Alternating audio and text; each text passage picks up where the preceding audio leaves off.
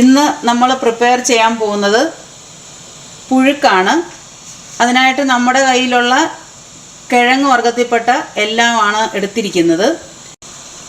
ഇപ്പം ഞാനിവിടെ എടുത്തിരിക്കുന്നത് ചേന, കാച്ചിൽ, കിഴങ്ങ്, ചേമ്പ്, കപ്പ, മധുരക്കിഴങ്ങ്, പച്ചക്ക മാത്രമേ ഉള്ളൂ കിഴങ്ങ് വർഗ്ഗത്തിൽ പെടാത്തത്. പിന്നെ കുറച്ച് വൻപയർ നമ്മൾ വേവിച്ച് വെച്ചിട്ടുണ്ട്. അപ്പോൾ ഇതെല്ലാം കൂടെ തിളയ്ക്കുന്ന വെള്ളത്തിലോട്ട് കുറച്ച് ഉപ്പ് വിട്ട് ഇതെല്ലാം കൂടെ ഒരുമിച്ച് വേവിച്ചെടുക്കാം. ഇപ്പോൾ പല സ്ഥലങ്ങളിൽ ഇപ്പോൾ ചേനയോ കപ്പയൊക്കെ വേവ് കൂടുതലുള്ളത് ആദ്യം ഇടുകയോ അതെങ്ങനെയാണെന്ന് വെച്ചാൽ അത് വേവിച്ചെടുക്കണം. ഇപ്പോൾ ഇവിടെ എല്ലാം പെട്ടെന്നെല്ലാം വേവുന്നതാണ്. കപ്പയാണെങ്കിലും ഇവിടെ കിട്ടുന്നത് പെട്ടെന്ന് വേവും. അതുകൊണ്ട് ഞാൻ എല്ലാം കൂടെ ഒരുമിച്ചാണ് വെള്ളത്തിലോട്ട് ഇടുന്നത്. ഇനിയിപ്പോൾ ഇത് തന്നെ എല്ലാവർക്കും വേണമെന്നില്ല. വീട്ടിൽ നമുക്ക് കിട്ടുന്ന ഇപ്പോൾ കൂർക്കയൊക്കെ ഉണ്ടെങ്കിൽ അത് ഉപയോഗിക്കാം. മണ്ണിൻ്റെ അടിയിൽ ഉണ്ടാകുന്ന എന്ത് കിഴങ്ങ് വർഗ്ഗത്തിൽ പെട്ടതാണേലും അവരവർക്കുള്ളത് ഇതുപോലെ എടുത്ത് ചെയ്യുക. ഇപ്പോൾ തിളയ്ക്കുന്ന വെള്ളത്തിലോട്ട് നമുക്ക് ഇതിട്ട് കൊടുക്കാം. ഇപ്പോൾ എല്ലാം തിളച്ച വെള്ളത്തിലോട്ട് ഞാൻ ഇട്ട് കൊടുത്തിട്ടുണ്ട്. അത് കഴിയുമ്പോൾ നല്ലപോലെ ഒന്ന് വെന്തോ ഇല്ലയോ എന്നെല്ലാം ഒന്ന് കുത്തി നോക്കുക.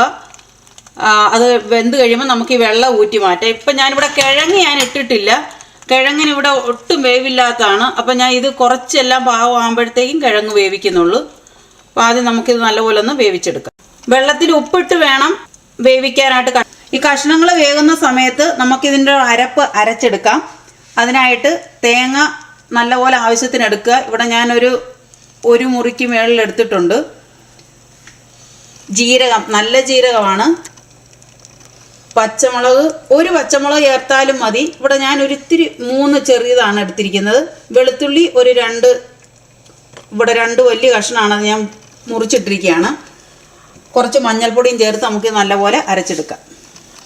ഇവിടെ കഷ്ണങ്ങളെല്ലാം നല്ലപോലെ വെന്തിട്ടുണ്ട്.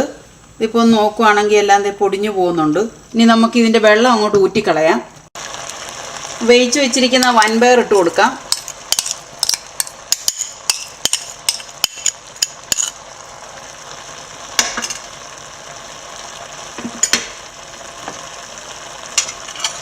അരച്ചു വെച്ചിരിക്കുന്ന അരപ്പ്,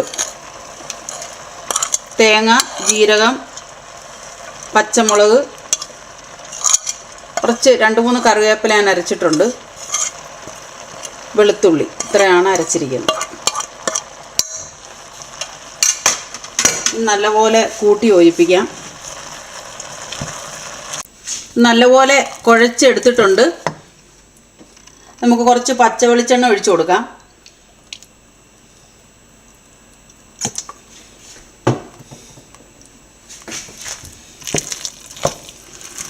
അപ്പം നമ്മുടെ പുഴുക്ക് റെഡി ആയിട്ടുണ്ട്. അപ്പോൾ കയ്യിലുള്ള ഏതുതരം കിഴങ്ങുകളെല്ലാം കൂടെ ചേർത്ത് കുറച്ച് വൻപയറും ചേർത്ത് പച്ചക്കായും കൂടെ ചേർത്ത് ഇതുപോലെ എല്ലാവരും ഒന്ന് ട്രൈ ചെയ്ത് നോക്കുക.